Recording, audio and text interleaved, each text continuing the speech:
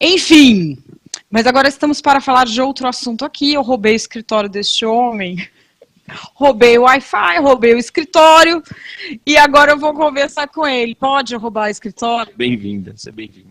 Obrigada. Maior cara de pau, né, Brasil? Enfim, quem é este homem? É o Reni Ozikuke. Acertei? Bem, fez o mais difícil, meu nome. Ó, aí, Brasil, tá vendo? Me dá os parabéns, por favor, voz da consciência. Eu não sei falar o nome Alô? dele. Hã? Fala eu não agora, sei Lula, o nome pronunciar dele. esse nome, não sei.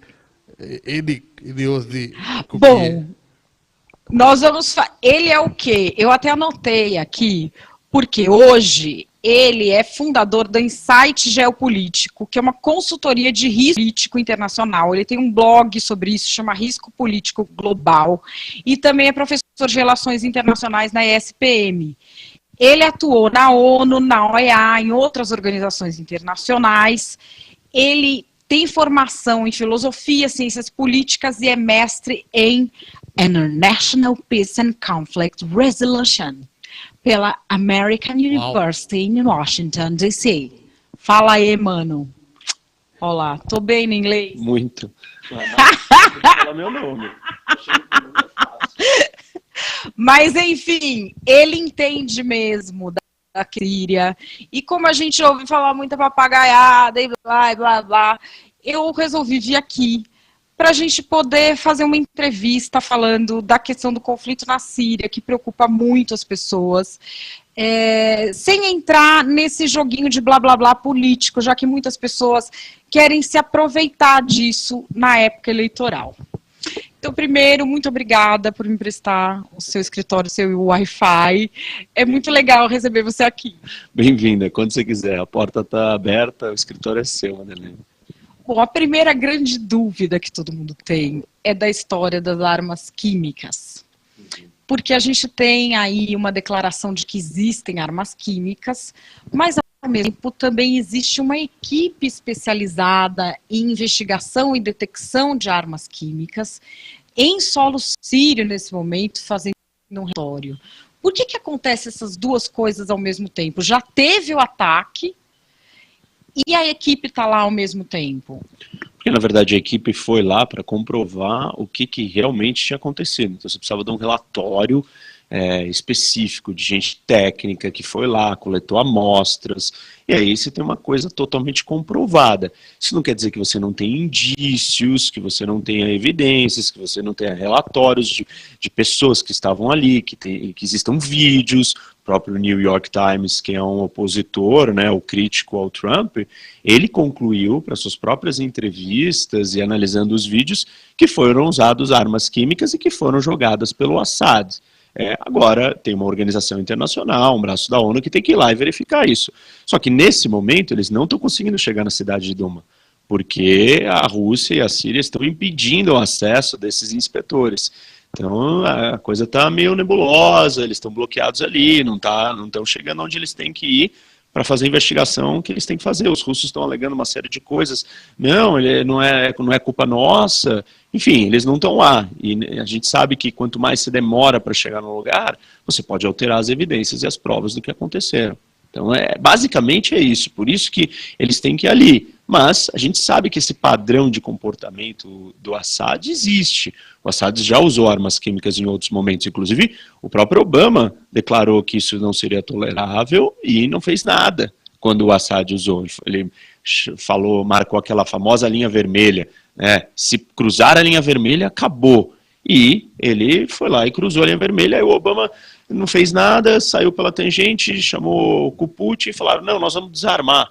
E aí fizeram um acordo para que a Síria se desarmasse, entregasse seu armamento, destruísse todo o seu arsenal.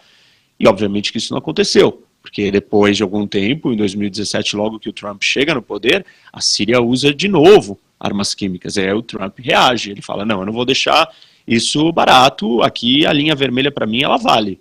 Essa linha cruzada eu vou responder. Por quê? E esse é um ponto importante para todo mundo entender. A questão da percepção, na política internacional, percepção é tudo. Você simplesmente, você não consegue, não existem leis, não existem regras, não existe uma constituição do mundo, não existe polícia do mundo. Então cada um faz o que quer. Como que você barra os países de fazer o que eles querem? Na base da força, da pressão, do medo, do receio, do custo. Eu vou fazer isso, vai ter resposta, alguém vai me impedir? Então, a credibilidade de um líder, ainda mais num país como os Estados Unidos, ela tem que ser levada a sério. Se ele fala, olha, não faça isso que vai ter consequências, ele tem que demonstrar alguma consequência. Senão, no dia seguinte, todo mundo fala, beleza, a gente pode fazer o que quer aqui. A gente manda. Então, quando o Trump vem quebrar essa postura do Obama, que é muito ruim, essa postura ela deu força e vários líderes aí malucos ao redor do mundo saíram fazendo o que querem. Então, o Trump quebra com isso quando ele dá a primeira reação. Não que aquela reação fosse, pronto, acabou, agora o Assad vai morrer, nossa, que custo alto. Mas ele sinaliza, ele dá um passo e fala, ó, não entra aqui, não vai nesse caminho, que vai ter resposta. Nesse caminho eu não vou ficar quieto, mesmo que seja limitado. Bom, isso foi em 2017, passaram já quase mais de um ano. Durante esse um ano, houveram mais de 20 ataques, ou 20 instâncias que foram usadas armas químicas. Só nesse ano, 8. E aí chegou essa última. E aí a opinião pública, mídia, imagens, a coisa correndo, e o Trump falou, não, agora passou do limite de novo, vou sinalizar novamente. Só que foi mais forte. Por que foi mais forte? Porque você tem o apoio do Reino Unido e da França. Assim, podem dizer, o Reino Unido ele é aliado do Trump. Agora, a França, o Macron, não era totalmente alinhado com o Trump. E usou, inclusive, as mesmas palavras do Obama para justificar a participação da França. Existe uma linha vermelha para nós que não permitimos ou não aceitamos que ela seja cruzada. E aí a França também entra. E aí vão lá e reagem. O ataque é super limitado, não vai mudar a vida da guerra da Síria, não vai mudar o Assad, não vai diminuir o poder do Assad, não vai dar poder para os rebeldes, não vai alterar o equilíbrio de poder do que está acontecendo na guerra. Mas mostra mais uma vez, olha, essa linha eu não quero que você cruze, pare de usar armas. E manda um recado principalmente para os outros ditadores do mundo. Kim Jong-un, Coreia do Norte, Irã. Usar armas de destruição em massa nos provoca reação. Em uma coalizão, em conjunto, e a gente vai agir. Então, esse é o recado. Mas ele não faz nada, né? As pessoas ficam falando, mas ele não faz nada por questão humanitária, e as outras milhões de pessoas que já morreram ao longo desse tempo sem ser com armas químicas. É complicado fazer alguma coisa ali, uma intervenção, a gente já sabe que intervenções não resposta simples, intervenção na Líbia não deu certo, intervenção no Iraque não deu certo, nem no Afeganistão, então não intervém, mas se não intervém, matam as pessoas, mas se intervir também não vai ter uma solução simples, mas armas químicas ou armas de destruição em massa é uma outra camada de problema que alguém tem que fazer alguma coisa. Então essa é a lógica por trás do que está acontecendo ali. Agora, ali existe um desequilíbrio que acontece de um desequilíbrio de poder que vem acontecendo de algum tempo para cá, que muitas pessoas que não estão com os olhos no conflito não estão percebendo. Porque, por exemplo, o Daesh, que é o ISIS, o Estado Islâmico, já tem um problema econômico grande ali na região. Está perdendo posições. Está tendo um problema com os seus combatentes. Está tendo um problema eles já comunicaram redução de salário dos combatentes, eles estão pagando menos para os seus combatentes, o que está criando conflitos internos também, e perda de territórios. A gente está tendo os curdos pressionando porque querem o reconhecimento do seu território independente, que fica ali entre Síria, Iraque, Turquia. Eles querem ser tipo que nem a Palestina. Temos o Líbano convivendo com 20% da população dele, de gente que saiu da Síria para morar lá. A economia do Líbano está começando a pesar. A gente tem ali a região formando já um novo problema para além da guerra, porque uma guerra que dura 7 anos, ela já tem uma geração que está completamente comprometida até psicologicamente, né? Uhum. Com certeza. Hoje em dia as pessoas ficam se perguntando, o que eu tenho a ver com a guerra da Síria? Por que nós estamos falando da guerra da Síria no Brasil? Simplesmente não percebeu o que está acontecendo com o mundo. A guerra da Síria ela tem um impacto enorme no mundo inteiro. Você citou algumas das coisas. Uma das outras reações gigantescas é o impacto da crise de refugiados. E como a crise de refugiados impactou a Europa não só a economia, a segurança da Europa e a política europeia. Todas as outras movimentações e transformações políticas que a gente está assistindo na Europa nos últimos tempos, em grande parte, elas aconteceram pelo evento da chegada de tantos refugiados. Para o bem ou para o mal, não importa qual é o lado, o que você acha disso, o que importa é que aquela guerra causou um monte de gente para fugir daquele país, eles entraram em um outro continente, e isso está mexendo com a política desse outro continente. O Brexit, em grande medida, ele está afetado pela questão dos imigrantes ou dos refugiados, e todos os outros partidos políticos e discussões políticas que estão acontecendo em todos os países, até dentro da Alemanha, está ligado com isso. Então, a guerra na Síria causa uma instabilidade no Oriente Médio, ela provoca a volta da Rússia para uma região que não estava mais lá, traz a Rússia para dentro de um tabuleiro, de um ambiente que já é complicado, que já tem outras potências. Você dá mais força para o Irã, porque o Irã se consolida num território que supostamente não era para ser dele, porque ele tem apoio a uma minoria que está ali dentro, mas que se manteve no poder graças ao Assad. E lembrando que, como as pessoas pensam, o Irã não é árabe. Não. O Irã é persa. Não é a mesma ideia. Nem turco. Você tem os árabes, os turcos e os persas, cada um de um jeito. E aí você tem as religiões, as duas grandes facções, sunitas e xiitas. Aí você tem as etnias diversas, os curdos, você tem outros povos ali todos misturados. E a Síria é um microcosmos dessa história toda.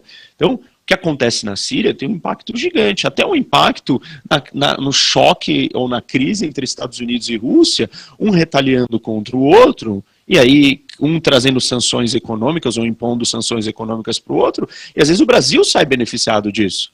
Porque a Rússia não pode comprar alguma coisa dos Estados Unidos porque está retaliando uma sanção econômica, vai comprar de quem? Pode vir comprar do Brasil. Então, quer dizer, o mundo está conectado, um probleminha ali num cantinho vai afetar todo mundo.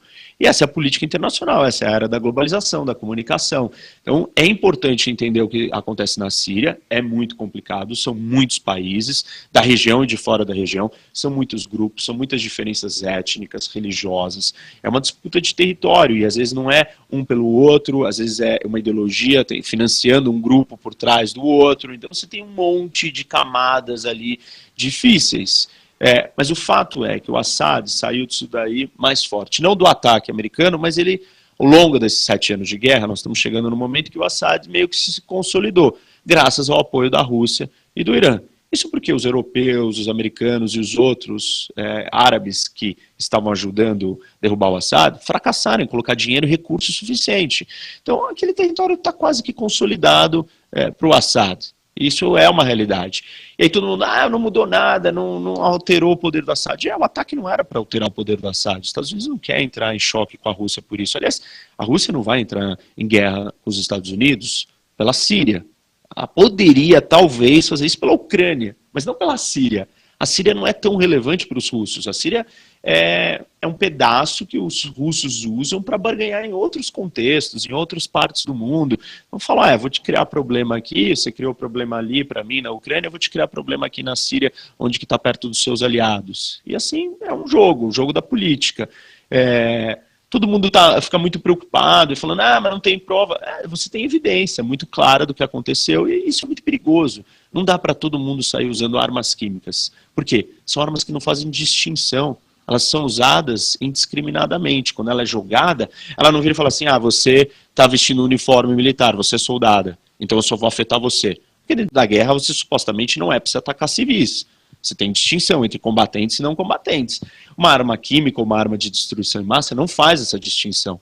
Ela simplesmente mata todos que estão ali. Então, ela é uma arma muito destrutiva, que foi banida, que não é aceita mais. A comunidade internacional não aceita mais isso. A maioria dos países do mundo, todos entregaram, destruíram, inclusive as grandes potências estão destruindo seus últimos arsenais desse tipo de arma. E por isso que é grave. E por isso que foi limitado também. Porque a ideia é só falar, aqui eu me mexo. Aqui eu paro, vou fazer um pronunciamento, vou chamar meus aliados e vou fazer alguma coisa. É esse o recado. E terminou aí. E tem uma outra questão também, que ali na região se faz muita política no discurso, mas o Assad, ao fim e ao cabo, é um cara que foi educado na Inglaterra, casou com uma mulher de lá e é menos pior para negociar do que a maioria dos governantes que tem ali. tinha uma educação gratuita até a universidade, fez uma série de coisas para o povo que melhorou a entrada que os ocidentais têm ali, eles não vão implodir ali porque eles não sabem o que podem vir depois. É uma questão assim, ninguém sabe o que pode vir no lugar do Assad. Esse é um problema do Oriente Médio, né? Você tem de um lado ditadores, sejam eles monarquias absolutistas, como da Arábia Saudita ou dos Emirados, ou você tem os ditadores militares, ou você tem as teocracias, os religiosos no poder, como é o Irã. Então você tem essas três figuras, todos eles são da mesma espécie. Qual espécie? Totalitárias e ditadoras. Então você não tem opções. Para você combater esses ditadores, acabam vindo outras forças violentas tantos quanto. E aí a pergunta é, tá bom, essas pessoas são ruins, mas o que vem depois deles? Ou o que viria se não tivessem eles ali? Anarquia. E anarquia é desordem total. Ninguém controla nada minimamente. Hoje os Estados Unidos já entendeu que o Assad talvez seja a melhor solução. Só que, claro, que a coisa ficou muito ruim. Porque defender o Assad ou entender na política pragmática que não tem saída e tem que engolir o Assad, é difícil, porque quanta gente ele matou, olha o que ele fez ali dentro, ele mostrou um viés, um lado dele muito sanguinário, apesar de tudo isso que você falou ser verdade, ele era um líder mais pragmático que era plausível lidar com ele. Hoje, depois da guerra de 7 anos de guerra da Síria, é difícil, ele ainda é mais previsível que um Estado Islâmico, sem dúvida. Mas tem uma questão, uma opção difícil. Eu sempre falo isso, e as pessoas não entendem. Elas ficam olhando para a política e falam assim, não, mas tem a escolha legal e a ruim. A boa e a ruim. Não, a política não é assim. A escolha ruim e a muito ruim. E na política internacional é muito isso. Então, você não tem opção. Ou você fica com Assad, que é um sanguinário que matou muita gente, matou sua própria população, usou armas químicas e fez uma série de atrocidades, ou você fica com o Estado Islâmico, que é um Assad piorado, porque fanático religioso decapita as pessoas, não que o Assad não tenha mandado decapitar também, mas, entende? Então as opções são muito difíceis. O ponto é, senta na cadeira, brinca de presidente por um dia, o que você escolheria? Todas elas vão ter efeitos colaterais. Não existe escolha, ou opção, ou decisão que não vai ter um impacto na consequência. Então, por isso que é complicado. As pessoas querem uma coisa, uma dicotomia, né? Um ou o outro, preto no branco. E não é assim, não vai ser assim. Porque tem muita gente envolvida, são muitas nuances. Israel mesmo dizia que ela preferia lidar com Assad, que era um cara previsível, do que um outro maluco que pudesse sentar ali na cadeira. E, de certa forma, sim, Israel nunca atacou, nunca partiu para um confronto total contra o Assad. Manteve ele ali, tentando lidar com a realidade. A realidade é essa, ela não é perfeita, ela não é do jeito que a gente quer, mas ela é a melhor que tem, talvez.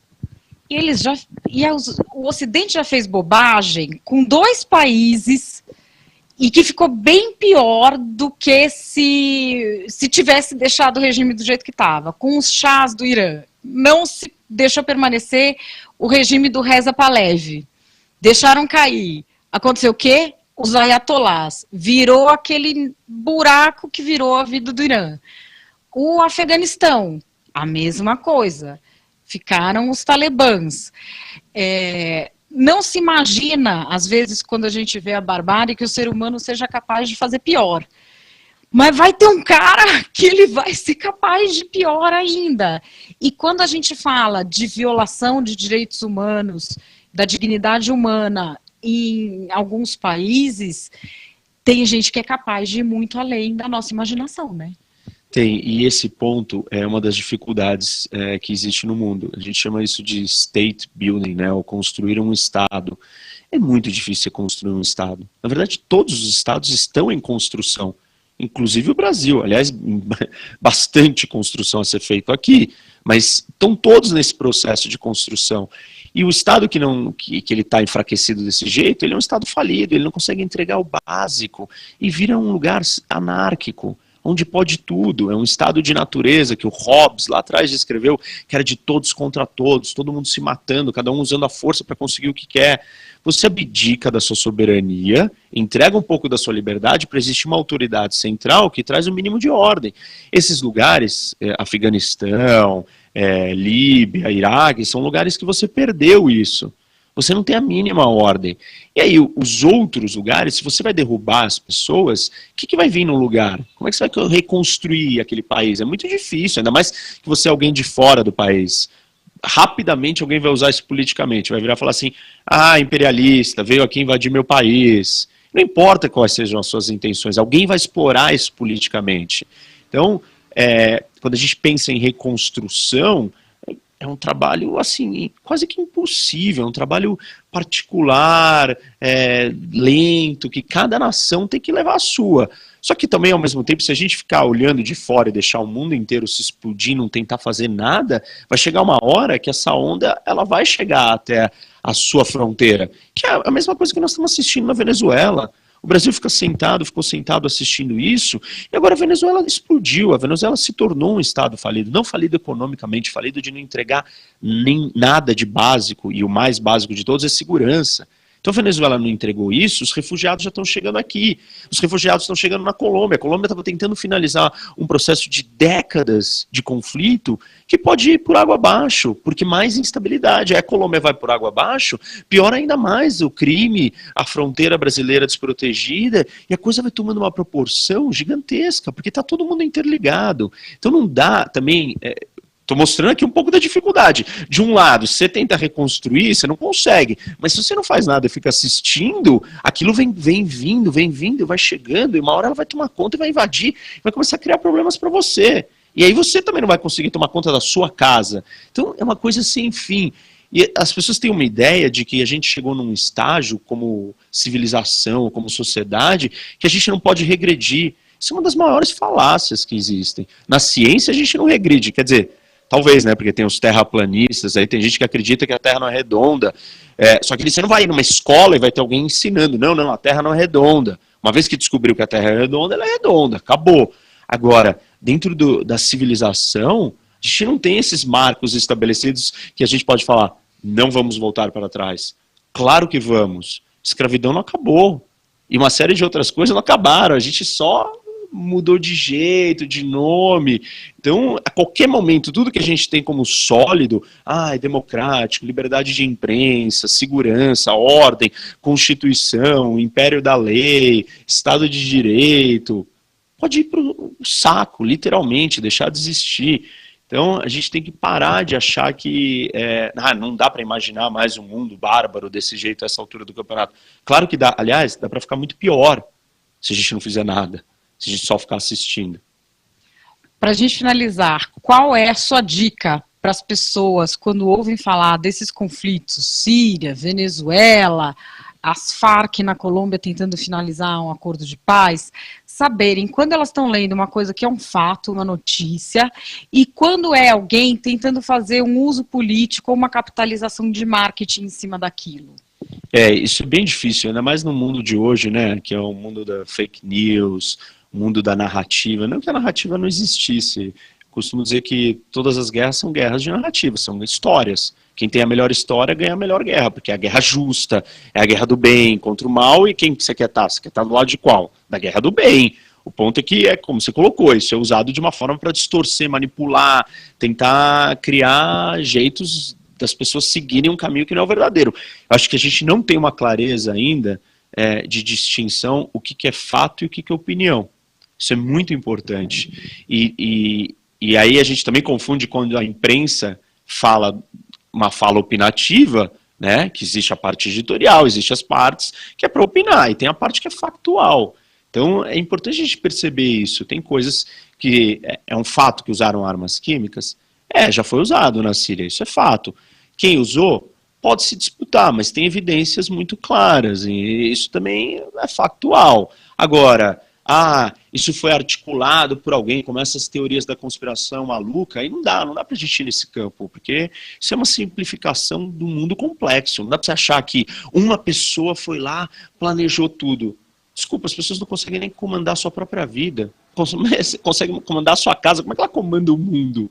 Então, tem muita teoria da conspiração e isso está ligado com fake news, está ligado com essa ideia de manipulação.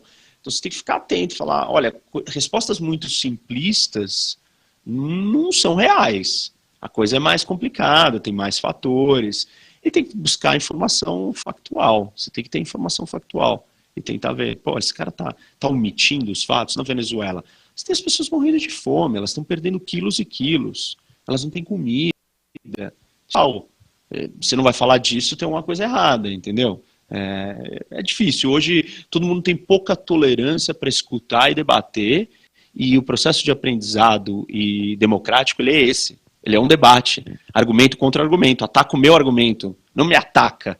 E as pessoas já começam a pirar, já começam a atacar os interlocutores. Não ataca a minha pessoa, ataca o meu argumento, vamos debater o argumento. É assim que a gente anda para frente. Bom, enfim, quem tá me xingando aí é isso, ataca o argumento, entendeu? Não, mas pode xingar também. O importante, Brasil, é dar curtida para ver se a gente chega hoje em 20 mil. A gente conversou aqui com o René Ozekukier, falei? Muito bem.